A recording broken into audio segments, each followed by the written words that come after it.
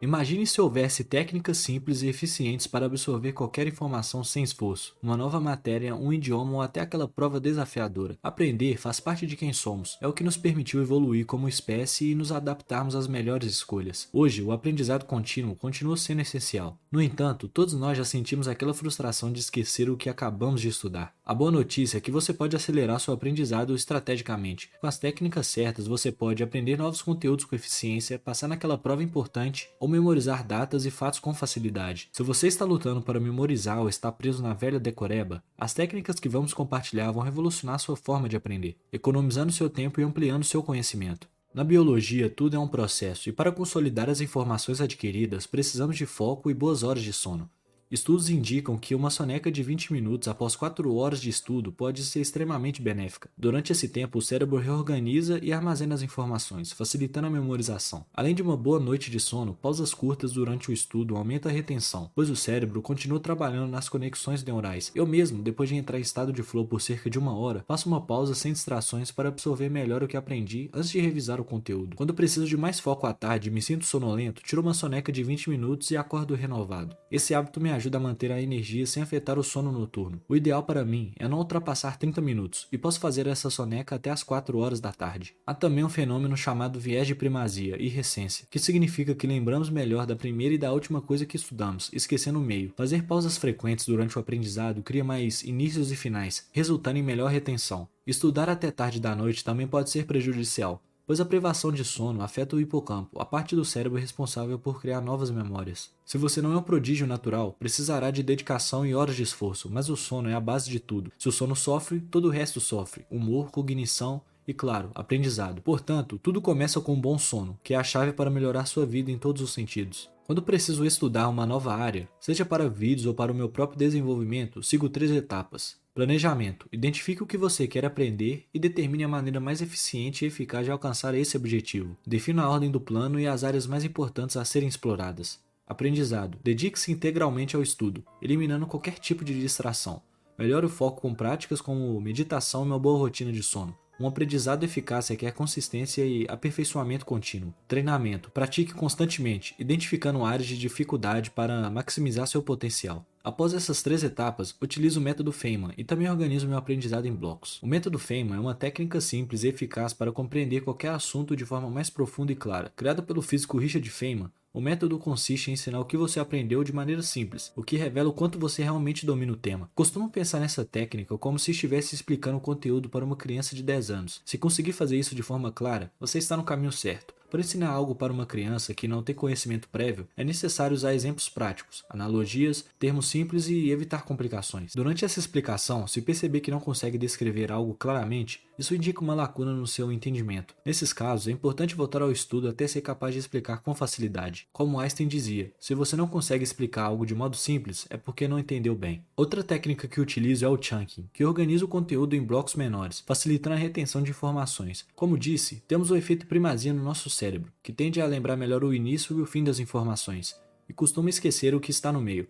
Por isso, dividir o aprendizado em módulos ou blocos menores melhora a eficiência. Por exemplo, ao aprender inglês, dividir o processo em partes menores, como entender a estrutura das frases, explorar verbos e substantivos, e praticar a escrita, a audição e a fala. Esse método me permitiu progredir de maneira contínua, sem me sobrecarregar. Além disso, separava palavras que queria aprender, e ao longo da semana fazia exercícios com elas. Com o tempo, essas palavras passaram a fazer parte do meu cotidiano, tornando-se fáceis de lembrar. O método Feynman também me ajudou a explicar as diferenças entre palavras com significados semelhantes. Se não consigo explicar algo de forma simples e direta, é um sinal que ainda não compreendi a diferença fundamental. Então, volto ao estudo até conseguir. Com essa abordagem, identifiquei que minha maior dificuldade era compreender o que os nativos diziam. A partir disso, busquei novas ferramentas para melhorar minha audição. O chunking aplica-se tanto ao aprendizado de fatos quanto ao desenvolvimento de habilidades práticas. Por exemplo, ao aprender a tocar um instrumento, divido o processo em pequenas tarefas, como acordes básicos ou estruturas simples de código se quiser aprender sobre programação. Isso torna o aprendizado mais acessível e menos intimidador. Se você organizar seu estudo e investir energia na criação de blocos e estratégias diárias, o aprendizado se tornará mais simples e prazeroso. Essas são algumas das técnicas que utilizo para dominar qualquer área que desejo aprender. É fundamental você saber que a aprendizagem ativa e passiva são modos distintos de adquirir conhecimento. A aprendizagem passiva ocorre quando recebemos informações sem intenção, como em palestras ou leituras. Embora válida, resulta em menor retenção de conteúdo, pois o cérebro não processa as informações profundamente. Um exemplo é assistir a uma aula ou a um vídeo no YouTube sem anotações, o que impede a consolidação na memória a longo prazo. A aprendizagem ativa, por outro lado, envolve participação, como ensinar, resolver problemas, fazer anotações ou discutir o que foi aprendido. Essa abordagem promove maior retenção, que pode chegar a 90%, e estimula o pensamento crítico. Um exemplo é ensinar o conteúdo a outra pessoa, ou aplicar imediatamente o que foi aprendido, porque a aprendizagem ativa é mais eficaz, maior retenção.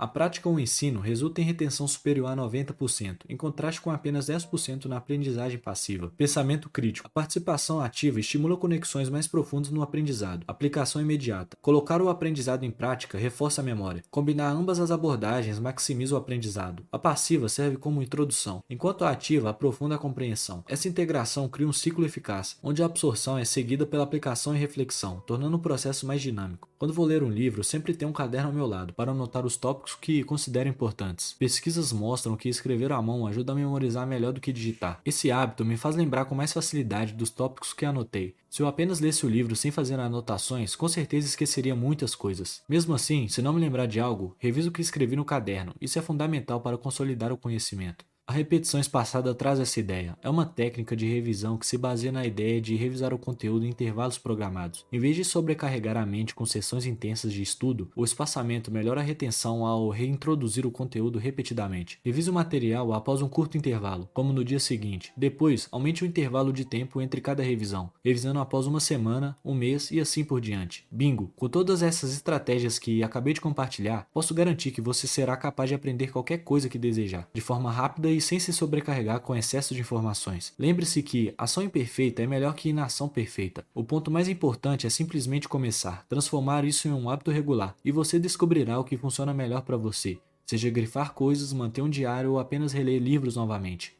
Já comparou seu progresso com o de outras pessoas e se sentiu desmotivado? A sensação de que, enquanto todo mundo parece estar conquistando seus sonhos, você está ficando para trás? Quando alguém reconhece que seu inglês está melhorando, por exemplo, é um empurrãozinho que te dá ânimo para continuar estudando e aprendendo. Esse reconhecimento é combustível para sua confiança, fazendo com que o aprendizado se fixe ainda mais. Mas tem um ponto importante aqui: saber filtrar elogios e críticas. Nem todo feedback é bom, e isso é algo que precisamos entender. Enquanto é ótimo receber elogios que nos incentivam a melhorar, é fundamental ignorar aqueles que só colocam para baixo. Tem muita gente que, por algum motivo, não quer o seu bem e vive apontando falhas sem fundamento. Identificar esse tipo de pessoa é crucial, mas ao mesmo tempo, saber reconhecer críticas construtivas é igualmente importante. A prática é o que faz a diferença. Não adianta só consumir conteúdo teórico. Inclusive, já fizemos um vídeo sobre isso, chamado Pare com o Desenvolvimento Pessoal Agora. Nele, falamos da importância de colocar em prática o que você aprende o mais rápido possível. Quanto mais você pratica, mais você aperfeiçoa suas habilidades. A pior coisa que você pode fazer é ficar se comparando com outras pessoas que já atingiram o objetivo que você deseja. Cada um tem o seu tempo e o seu caminho. Se você se concentrar apenas no progresso dos outros, vai acabar desmotivado, achando que está atrasado ou que todo mundo está conseguindo menos você. Agora, só porque cada um tem seu próprio caminho, não significa que você deve esperar as coisas caírem do céu. Ensinar é a melhor forma para aprender. Quando ensinamos o que aprendemos, nosso cérebro retém cerca de 95% daquele conhecimento. Isso significa que, além de estar ajudando outras pessoas, você está fixando ainda mais o aprendizado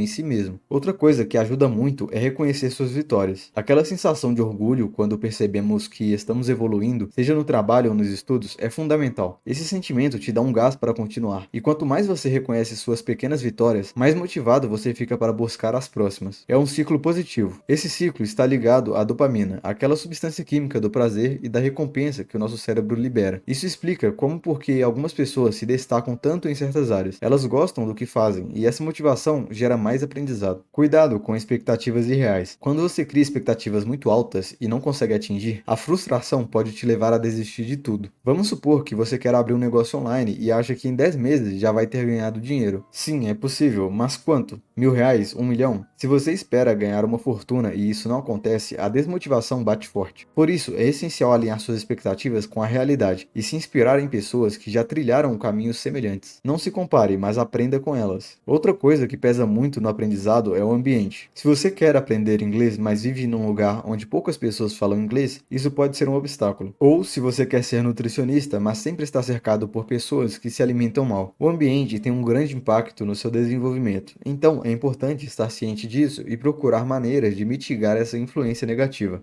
Tem algo que poucos falam, mas é essencial: saber a hora de desistir. Às vezes, insistir em algo que não está funcionando só vai te desgastar. Eu mesmo já tentei um negócio online que levou meses para ter retorno. E quando percebi que já não valia mais a pena continuar, mudei de direção. O importante é que mesmo desistindo de um caminho, todo o aprendizado adquirido continua com você. Esse aprendizado pode ser aplicado em outros projetos. Celebrar suas vitórias, por menores que sejam, é crucial. Esse reconhecimento gera um ciclo positivo de motivação. Quanto mais você valoriza suas conquistas, mais encorajador se torna seu percurso. Encare seus desafios, aceite a crítica construtiva e utilize-a para se aprimorar. E se você precisar de mudar de direção, faça isso sem medo. O aprendizado nunca é em vão, e todas as experiências te moldam e te preparam para o que está por vir. Se você não tem apoio externo, tudo bem. O importante é que você tenha confiança em si e nos seus projetos. Aquele famoso meme do Cristiano Ronaldo dizendo "eu sou o melhor" tem muita verdade. Ele acredita nisso, e isso é parte do que o levou tão longe. Por fim, uma das lições mais valiosas: saia da sua zona de conforto. A vida é muito curta para ficarmos parados, com medo de arriscar. Claro, tudo com planejamento. A confiança que você ganha nesses momentos é um dos maiores impulsos para o seu crescimento pessoal. Isso está ligado ao mindset. Você pode ter uma mentalidade positiva ou negativa. Falamos mais sobre isso nesse vídeo que está aparecendo na sua tela. Nós somos contra a manada e você deveria ser também. Obrigado pelo seu tempo.